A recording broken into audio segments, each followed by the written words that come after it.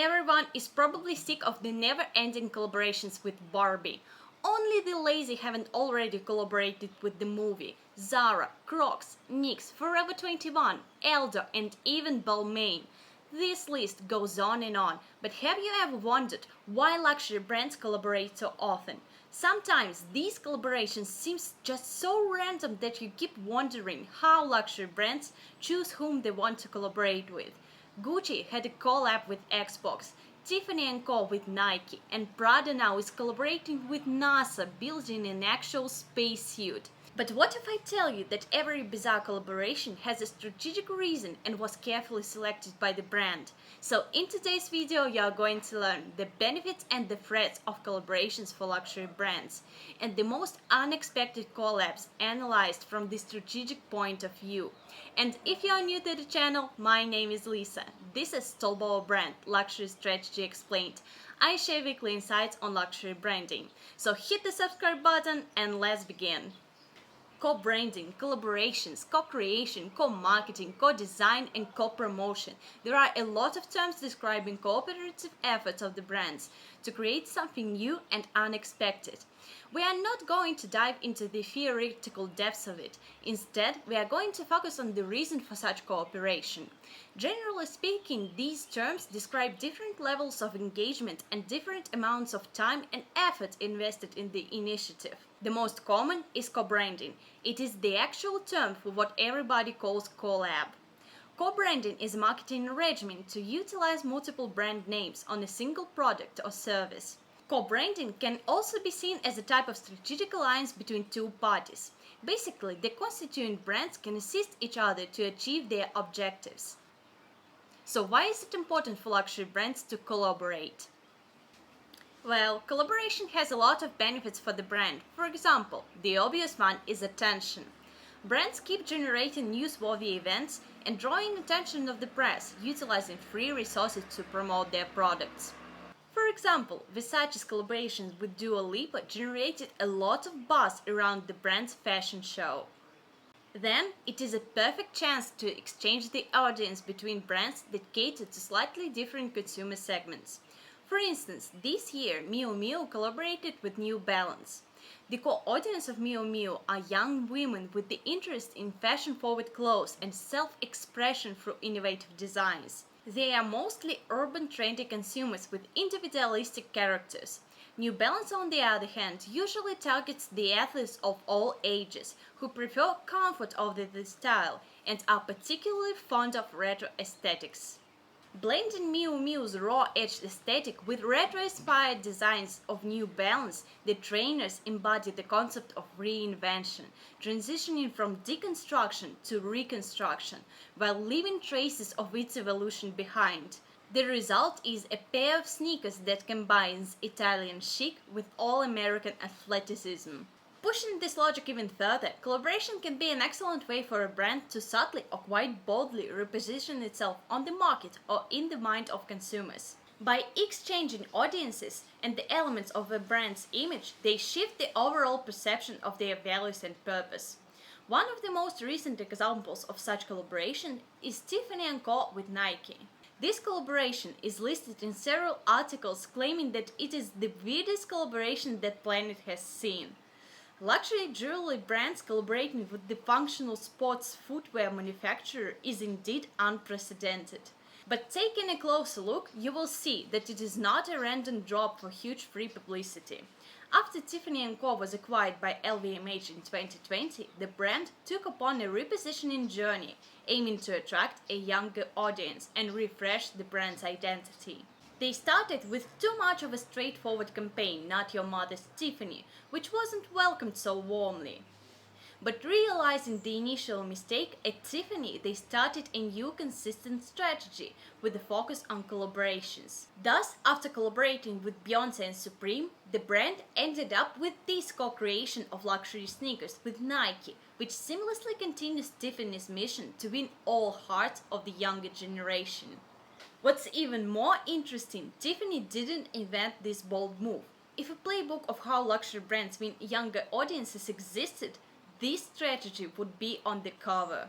You see, Nike is no stranger to collaborations with luxury brands. It is known for partnering with Louis Vuitton, Jacquemus, Swarovsky, Off-White and Dior. These collabs happened at the exact moments when the luxury brands needed to shift perspective and refresh their image, making it more appealing for a younger and more edgy audience. But not all of the brands benefit from collaborations in terms of exchanging audiences. For instance, I don't see how Gucci customers would run to Target and buy Xbox after this collaboration, and vice versa. These are images generated for a prompt of a typical Xbox player, and it's quite hard to imagine these guys with a Gucci bag or in a Gucci suit, unless it looks like this. But enough of mockery. Gucci did not do this for fun or to generate buzz around the console's 20th anniversary. Sometimes partnership helps a luxury brand, which is usually quite conservative and stiff, to make a bold statement and announce something unexpected about it, without too much of a risk to hurt reputation. Thus, Gucci let everybody know where it stands when speaking of the dynamically developing gaming industry.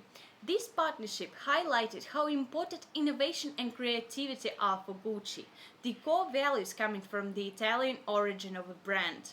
The same situation is with Prada and NASA's most recent collaboration. Prada is not hoping to attract all of the astronauts as their consumers, nor is NASA trying to launch every Prada owner to the space. It is purely reputational partnership. Prada is known for its previous involvement in extreme sports sponsorships and overall adventurous and innovative spirit, while NASA may benefit from elevating its image from nerdy stuff to more sophisticated image. Another benefit of collaboration is almost risk-free opportunity to test new directions in terms of creative leadership or product range. A great example is the recent collaboration of Chloe and the swimwear brand ERES. Two creative directors partnered to hand-select the color palette and design all the details of the collection. Thus, they were able to test how compatible the design language of creative director of ERES is with Chloe's identity. Perhaps, if this effort shows good enough results, a designer will soon be getting a job offer. To summarize, collaboration brings a lot of benefits like an opportunity to subtly reposition the brand, to refresh its image and test potential development directions.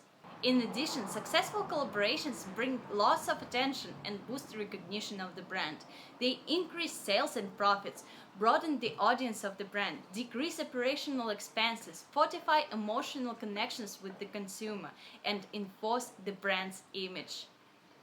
For instance, surprisingly many generations are reported to be active consumers of collaborative products. Among Gen Z and millennial consumers, 60% or even more report that they have purchased special editions created by brands in collaborations with different artists or brands. The figure is still an impressively high 40% among Gen Xers. In a poll taken among Chinese consumers, 46% expressed approval of luxury brands' collabs because they find them cool, new, different styles. And 22% of customers buy collaboration pieces for their special and unique collections. 14% liked collaborations because they were something new without changing identity. Asian markets and collaboration is a whole different and very interesting topic. That is why I'm going to tell you everything about this situation with luxury brands partnerships in Asia on Thursday in my next video. Of course, there are downsides of this strategy, and despite being super effective in one case, collaboration, if done wrong, can really hurt the brand. The most eloquent example is the recent Kanye West scandal that led to Adidas discontinuing the Yeezy line.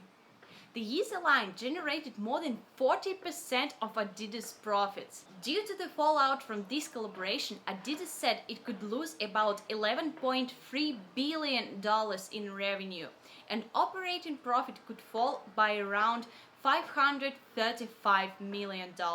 There are other risks too, like for example, collaborators' image and industries may be incompatible. For luxury brands, it is increasingly important not to lower the bar too much, because collaborating with a brand that caters to a mass market audience in a lower price segment would significantly hurt a luxury brand's exclusivity. Like, I can't take Karl Lagerfeld as a genuine luxury brand after collaborations with H&M. Maybe you disagree, so share your thoughts in the comments. In conclusion, luxury brands collaborations serve as a strategic tool for these brands, offering numerous benefits such as increased attention, audience exchange, repositioning, and the testing of new creative directions. Successful collaborations enhance recognition, broaden the consumer base, and create emotional connections. However, there are risks as seen in the Kanye West-Adidas fallout, emphasizing importance of the compatible collaborators and maintaining exclusivity in luxury branding. And despite the challenges, collaborations continue to play a significant role in shaping the luxury fashion industry.